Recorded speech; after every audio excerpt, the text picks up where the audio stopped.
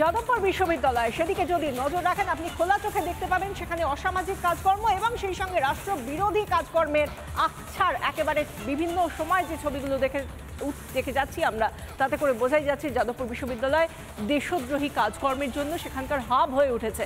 এবং বাম অতি বাম যে ছাত্ররা, সেখানকার পড়ুয়ারা যেভাবে প্রতি ছত্রে ছত্রে প্রত্যেকটা দেওয়ালে দেওয়ালে যাদবপুরের ক্যাম্পাসের ভেতরে মাওবাদী স্লোগান লিখছে এবং দেশ বিরোধী কথাবার্তা লিখছে, পোস্টার দিচ্ছে, তাতে করে কোথাও তাদের হাত তো কাঁপছেই না। এমনকি কাশ্মীরকে আলাদা করার জন্য যে কথা বলা হচ্ছে বা স্লোগান দেওয়া হচ্ছে, পোস্টার লেখা হচ্ছে, সেখানেও তাদের হাত কাঁপছে না।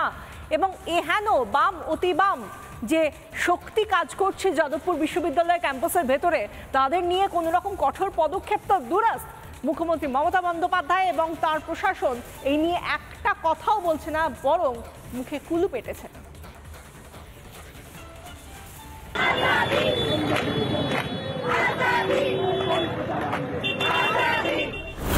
नक्सलवाद अर्बन सेंटर्स पे पैर पसार रहा है।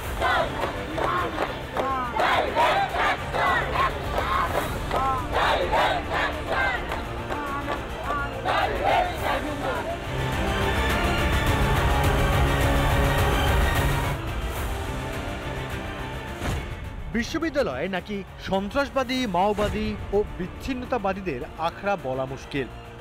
রিপাবলিকের প্লেনারি সামিটে এসে প্রধানমন্ত্রী নরেন্দ্র মোদীর বলা কথাগুলো মনে করুন।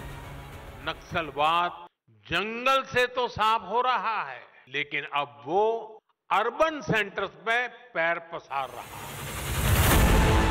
প্রধানমন্ত্রীর ধারণা যে একেবারেই ভুল নয়, তার জলজ্যান্ত উদাহরণ এই রাজ্যেরই যাদবপুর বিশ্ববিদ্যালয়, যেখানে দেওয়ালে দেওয়ালে লিখে রাখা হয়েছে ভারত বিরোধী স্লোগান।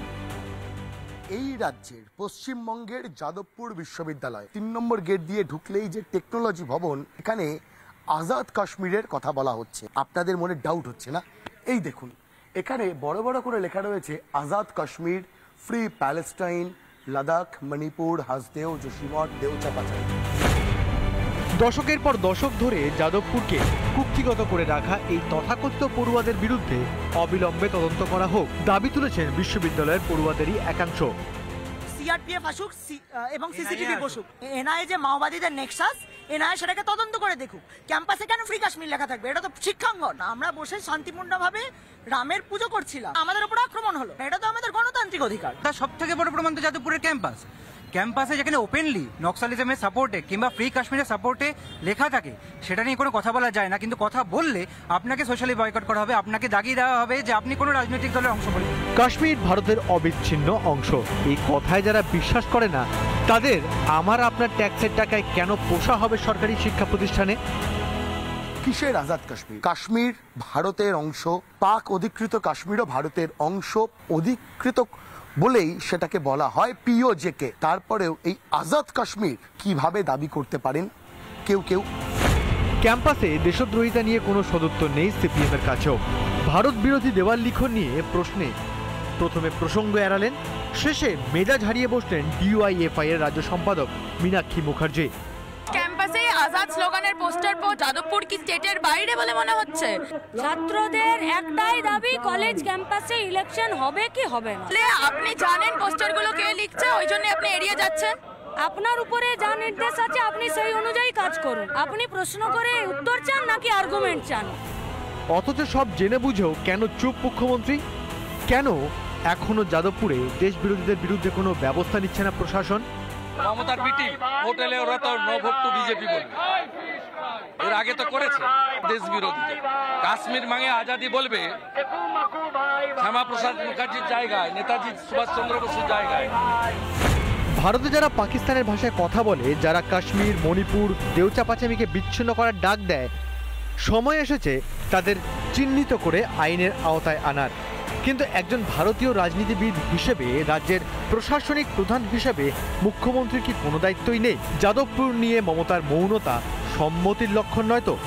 ভাস্কর বসুর রিপোর্ট, রিপাবলিক বাংলা।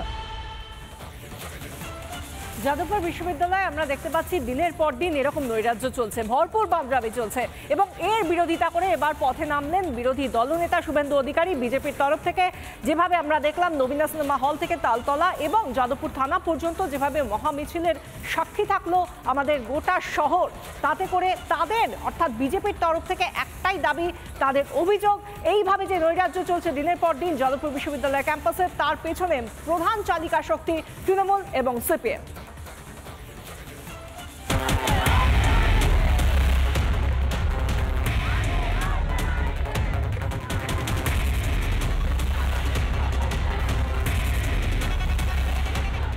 মমতা ব্যানার্জিকে হারাতে হবে।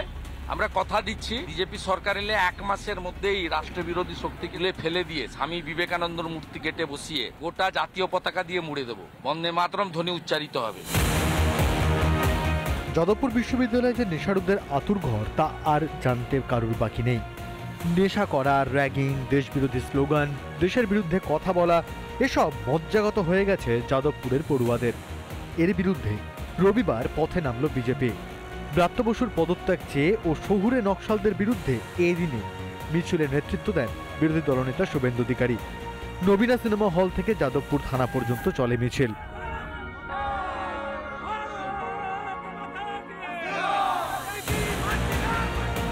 বিজেপি নেতাদের প্ল্যাকার্ডে লেখা ছিল সেকু মাকু মুক্ত হোক যাদবপুর বিশ্ববিদ্যালয়। যাদবপুর বিশ্ববিদ্যালয়ের অন্ধকার দূর করতে হাতে হ্যারিকেন নিয়ে মিছিলে হাঁটলেন কৌস্তব বাগচি, ইন্দ্রনীল খায়ের মতো নেতারা। বাংলার মানুষ তারা চান না যে আমাদের রাজ্যের মধ্যেই এইভাবে শহুরের নকশালগুলো মাথা চাড়া দিয়ে বেড়ে উঠুক।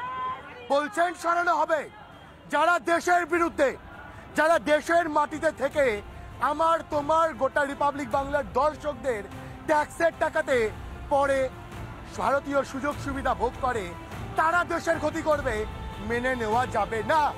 এই মিছিল থেকে বারবার একটাই বার্তা দেওয়া হচ্ছে, এই শহুরে নকশালদের সরকার। রাজ্যে বিজেপি ক্ষমতায় এলে যাদবপুরে উড়বে জাতীয় পতাকা। মিছিল থেকে হুঙ্কার শুভেন্দুর। যাদবপুর থেকে রাষ্ট্রবিরোধী শক্তিকে উৎখাত করব আর হাকিম সেলিম এই দুজনের যে সেটিং, এই সেটিং ভাঙবো আমরা। ওদের সেটিং এর পর্দা ফাঁস করার জন্য দেখুন আমরা 750 জন মিছিলে এসেছিলাম, এখন তো গোটা রাস্তা হাজার হাজার যাদবপুরের লোক নেমে গেছে। এখানেই শেষ নয়, আগামী রবিবার গণকনভেনশনের ডাক দিয়েছে বিজেপি। যেভাবে আরবান নকশালদের শাস্তি করে নামছি, আমরা বড় করে নামছি।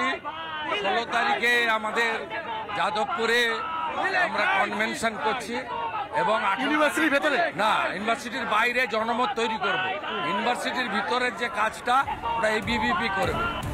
ভারতে থেকে যারা পাকিস্তানের বুলি আওড়ায়, যারা দেশ বিরোধী কথা বলতেই অভ্যস্ত, এবার সময় তাদের সমূলে উৎখাত করার। রিপাবলিক বাংলা। নানা ধরনের কন্টেন্ট দেখার জন্য লাইক করুন, শেয়ার করুন আমাদের ফেসবুক পেজ, সাবস্ক্রাইব করুন আমাদের ইউটিউব চ্যানেল।